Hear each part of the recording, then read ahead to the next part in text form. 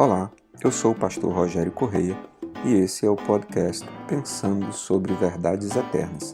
Seja bem-vindo.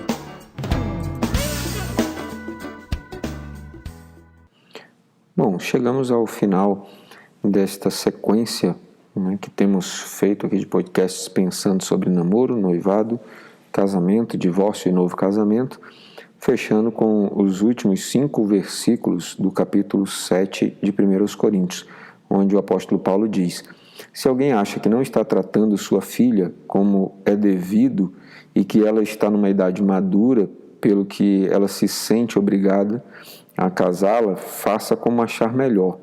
Com isso não peca, deve permitir que se case. Contudo, o que se mantém firme no seu propósito e não é dominado por seus impulsos, mas domina sua própria vontade e resolveu manter solteira sua filha, esse também faz bem. De modo que aquele que dá sua filha em casamento faz bem, mas o que não a dá em casamento faz melhor. A mulher está ligada a seu marido enquanto ele viver, mas se o seu marido morrer, ela estará livre para se casar com quem quiser, contanto que ele pertença ao Senhor. Em meu parecer, ela será mais feliz se permanecer como está, e penso que também tenho o Espírito de Deus. Então nós temos as questões finais aqui do texto falando sobre o casamento e o papel do homem em dar ou não o casamento, porque naturalmente, como já dito em outros podcasts, nas escrituras, sobretudo na cultura judaica, nós estamos falando sobre um tempo em que a mulher era uma propriedade do pai num primeiro momento, e esta é a razão por que Paulo instrui dizendo que o pai pode ou não conceder a filha em casamento, e era uma propriedade do marido num segundo momento. Por isso que o texto bíblico diz que enquanto vive o marido, a mulher está a ele ligada. E aqui nós temos o conselho de Paulo. O que Paulo diz é que se alguém acha que não está tratando a sua filha com o devido respeito, porque ela já está numa idade madura, e que o pai pode sentir-se obrigado a casá-la, ele diz: faça como achar melhor. Não é pecado casar a filha, não é pecado não casar a filha. E na sequência ele fala sobre isso. Seria melhor que conseguisse dominar os seus impulsos e a sua própria vontade e resolver manter a sua filha solteira. Há alguns problemas de interpretação e de tradução acerca desse texto, mas trata-se de um assunto muito complexo e então eu não vou entrar no mérito, mas em linhas gerais o texto está dizendo que o pai que casava a sua filha agia bem, assim como o pai que decidia não casar a sua filha também agia bem. Não era pecado nem casar e nem não casar. Paulo apenas está dando um parecer, e o seu parecer é que se puder ficar solteiro para poder dedicar-se ao Senhor, na compreensão dele é melhor.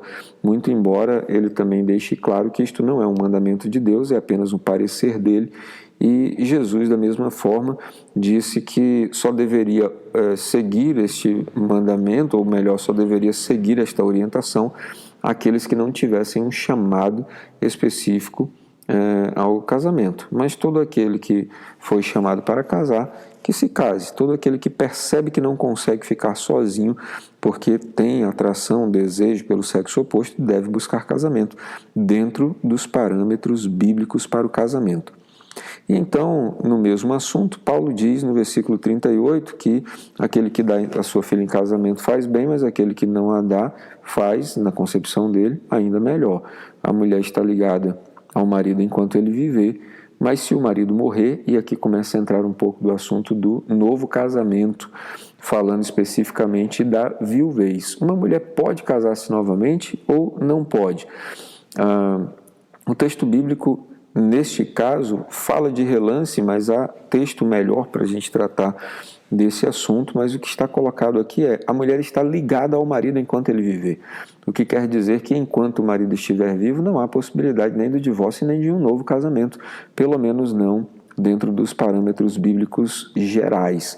É óbvio que nós temos, nas palavras de Jesus, a questão do adultério sendo tratado lá como uma possibilidade. Mas, em linhas gerais, aquilo que Paulo está ensinando aos gentios, pessoas como nós, que não eram naturalmente judeus, mas que se converteram ao evangelho depois, é que não há essa possibilidade e que devem ficar ligados um ao outro enquanto viverem. E, para finalizar, ele diz que ela estará livre para casar com quem quiser se o marido morrer. Ou seja, a única forma de alguém ficar livre para o novo casamento dentro do cristianismo é se morrer o marido ou se morrer a esposa. Porque os mandamentos são de que estejam unidos até que a morte e não outra coisa os separe, conforme os laços, né, que são tão repetidos e que são extraídos dos preceitos do livro de Ruth. E temos aqui uma observação de Paulo: pode casar com quem quiser, se estiver viúva, contanto que ele pertença ao Senhor. Então, o mandamento para um novo casamento é o mesmo mandamento do primeiro casamento. Ninguém está livre para casar com alguém que não esteja no Senhor, com alguém que não tenha decidido seguir a palavra do Senhor, seguir a vontade do Senhor. Paulo finaliza o texto no versículo 40 dizendo: em meu parecer, ela será mais feliz se permanecer como está, e penso que também tem o Espírito de Deus. Ele está dizendo com isso que entende que o Espírito Santo de Deus, de alguma forma, lhe dá respaldo suficiente para falar isso, embora ele reconheça que casar não é pecado, mas que ficar só para servir a Deus é uma alternativa melhor do que casar. E Paulo diz isso não porque ele é contra o casamento, mas porque ele é a favor do serviço ao Senhor. Ele quer que todos tenham tempo de sobra para se dedicar a Deus. E quando nós nos casamos, passamos a constituir obrigações, sobretudo de fazer feliz a pessoa com quem casamos. Que Deus traga luz sobre a sua vida diante destes textos que nós temos lido nesses dias. Que Deus te abençoe e que você tenha nele um ótimo dia. Ficou com dúvidas ou quer sugerir temas para o nosso podcast Pensando sobre Verdades Eternas? Escreve para a gente, igrejadaflorestaacre@gmail.com. Não esqueça de nos seguir também nas plataformas Spotify e Apple Podcasts. Se está nos ouvindo pelo YouTube, curta e compartilhe.